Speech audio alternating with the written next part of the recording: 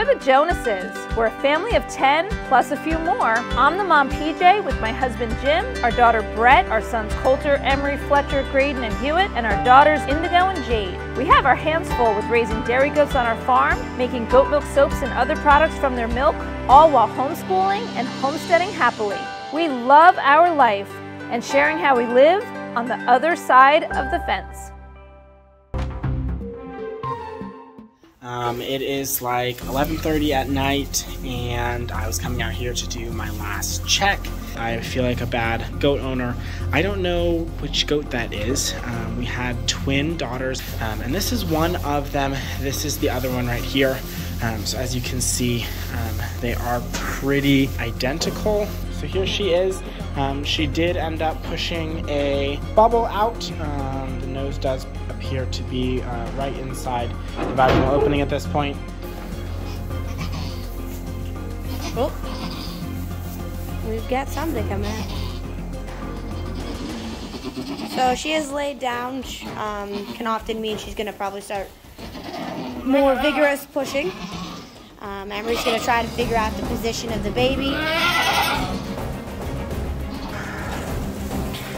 Mama's gotta calm down, but we do need her to push a little bit more to get baby fully out because back legs are still completely in mama.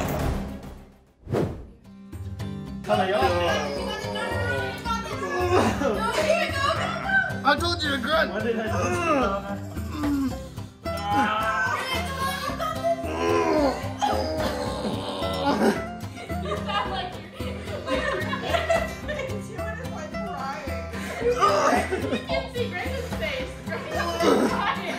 Why are you taking your video down?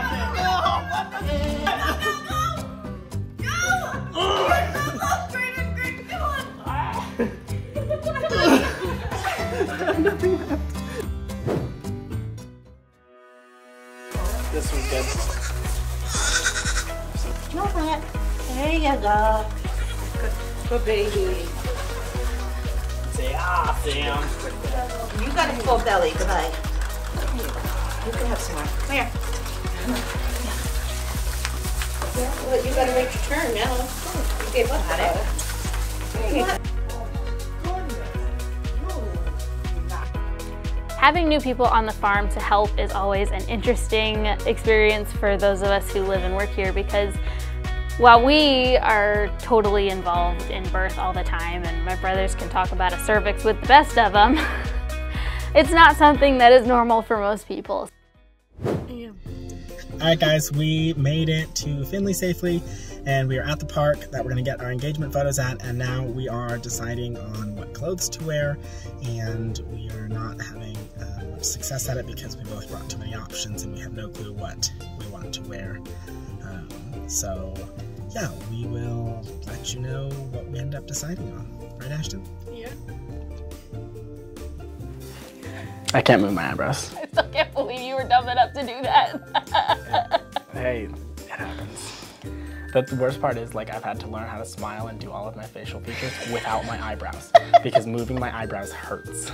Like, nothing else causes me any problems. But if, like, someone will, Ashton's the worst. She'll do something and I'll be like, wow! And my eyebrows will go, and I'll be like, ow! It's rough. Did you all want a big family? PJ knew she wanted a big family. I didn't know what I wanted from a family. So I said, well, okay, we'll just take them one at a time. And we did, right up through Jade. And then she said, okay, the family's full. And I said, really? Are you sure? Here on the farm, we do something that we like to call a kidding experience, which is where we open it up so people can come and spend a day on the farm during kidding season and experience life as a goat farmer, which does not seem very glamorous to our family because we've been doing it for most of us for most of our lives. But for a lot of people who have never seen a baby goat born, it's a super cool and exciting thing. So we open up a kidding experience so people can come and visit the farm and watch a baby goat be born and help deliver baby goats and help catch baby goats, and along the way they get to do some other things like cleaning out stalls and bottle feeding babies and Most of it's fun stuff, and some of it, maybe the cleaning out the stalls, isn't as fun, but again, for most people who've never done anything like this, it's something so out of the norm that they love getting to experience it. Oh. You're gonna get goo all over me. Yeah. Nope. Nope. Oh, okay, good. Thanks. Hey. What's doing, baby? What? Go down and walk around? You're so little. We do kidding experiences because people want them. Personally, I'm not very attracted to that whole thing because I've been raised with it, but a lot of people are very attracted to the idea of being able to be there for delivery and help work and get the whole thing kind of done start to finish. So we offer them just so people can come out and kind of experience what we experience every day for one day. Best part of a kidding experience for me is the food, because we try and provide food for them, and so I just get a nice meal in the middle of my workday. But I think for a kidding experience, it's whenever they get to catch a baby goat. That's typically the kind of the climax of it. We put everything together and we can't control when the goat's going into labor, so we try and do the best we can do, but if the goat goes into labor, which is the goal, they get to catch a baby and help dry it off and be pretty much the first thing that baby gets to experience in this world, so it's pretty cool.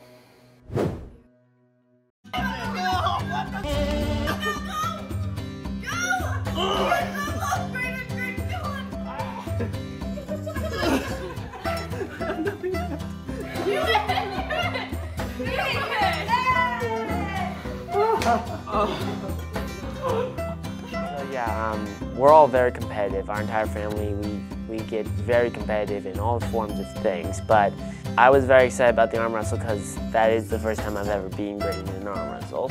Now, granted, he was sore because well, not really sore, but he had just worked out, so it was all arms. I came back and I was like, I'm so pumped. I was like, somebody arm wrestle me.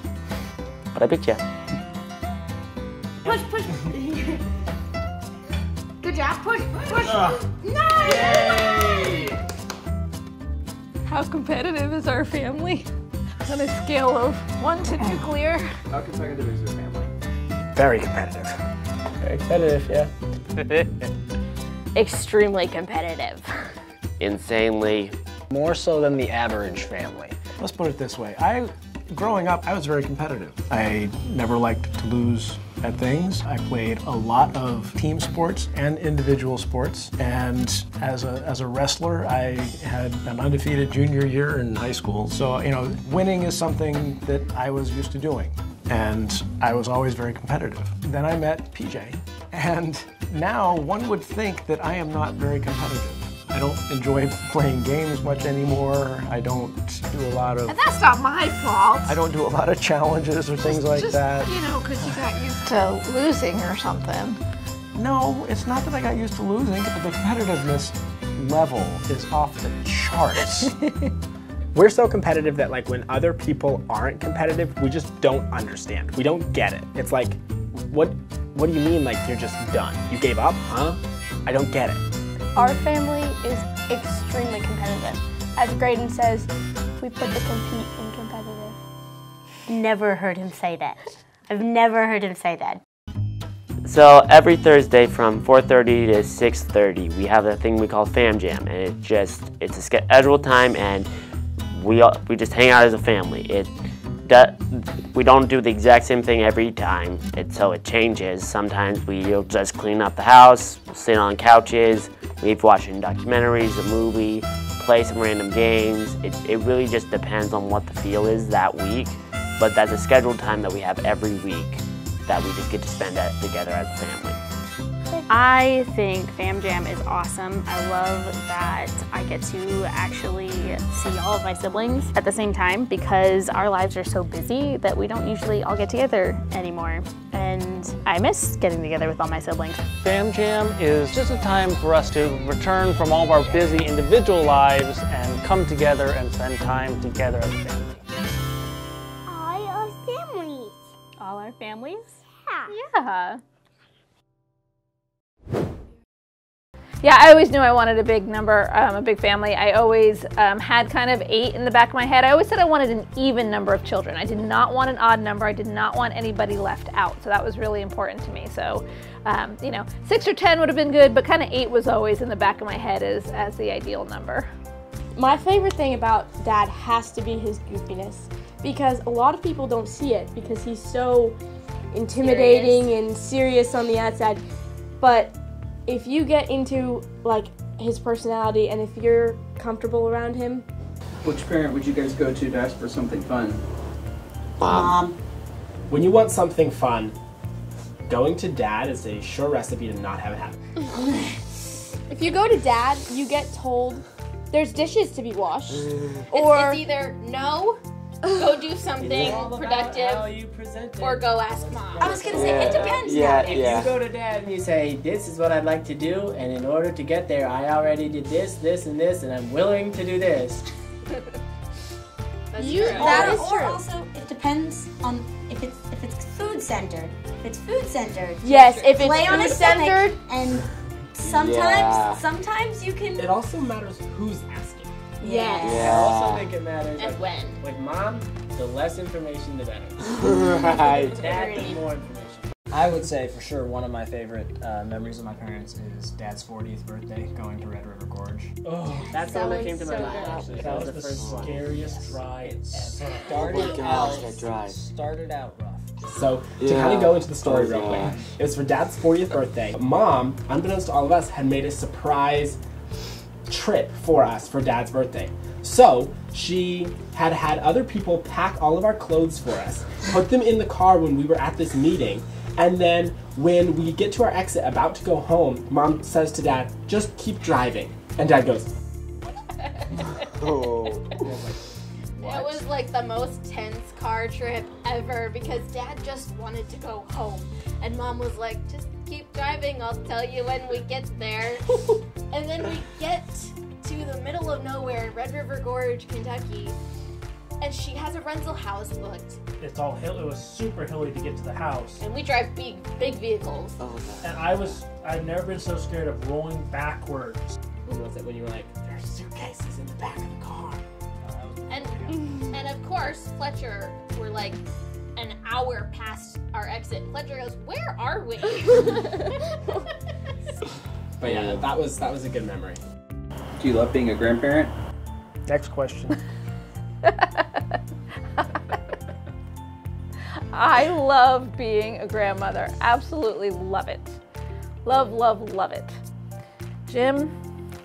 Being a grandfather has its moments. Jim doesn't deal well with noise and grandchildren. I don't know why grandchildren seem to be so much noisier than children, but in his opinion, 3 grandchildren are a lot noisier than 8 children. As a dad to 8, I never have to worry that I'm not useful. There's always something for me to do to help them. Usually they ask. Sometimes they just need help. They don't know it. But that's probably the best part, is just knowing that I still have something to do here. I love the fact that each of the 8 are just so unique, and they respond to situations so differently and so according to their personality. And as a mom, it's wonderful for me to see them interacting and being there for each other, you know, because someday he and I won't be, and knowing that they have a relationship outside of just our nuclear family and individuals, and some of them have very strong relationships, and some of them it's a little looser, and some they have to work at a little more harder, and some come more easily. But the fact that they all work at it and it's important to all of them, I love that. I literally sent him a video about how to make these shelves. I was like, can you make them for my room? And then he made them for here. And I was like, what?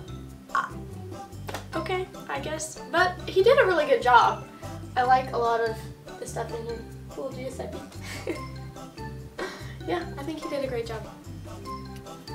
So my mom has, in my 26 years of life, never decorated anything. It's still a little shocking to walk in there and be like, there's decorations on the wall. And one day I walked in with my kids and walked past the office door, and I stopped dead in my tracks. And I turned around because she had decorated her office. There's beautiful open shelving and decorations on it. I wasn't surprised because I was the one who had to decorate it. I made the shelves for the wall. I was like, did someone come down and change places with my mom? Because this is not my mom. Turns out it was my mom. But yeah, I was shocked. Yeah, I think the office, I like the office. It looks great. You know, I'm pretty pleased with how the shelves came out. You know, like I said, I made them. Definitely not the best I could have done, but they get the job done for what they are, and I think Emery did a good job kind of designing the look. So I think it's a good look. When you have a large family, there is always so much going on everywhere at all times. And in order to give my children and my husband the attention that I wanted to give them, I had to simplify pretty much everything else in my life that I could. And one of the main things was figuring out how to clean the house with as little effort as possible. And so when you have knickknacks and decorations and signs and, oh, I don't know, potpourri and flowers, all of those things need to be dusted. And I didn't have time for dusting. I didn't want to spend my time dusting. And you have to worry about those things breaking. And I'll be honest, I let the children throw balls in the house. Don't tell my husband I did that, but I did. So to me, it was a very simple thing. Don't put anything on the wall. Don't decorate. Then you don't have to worry about it.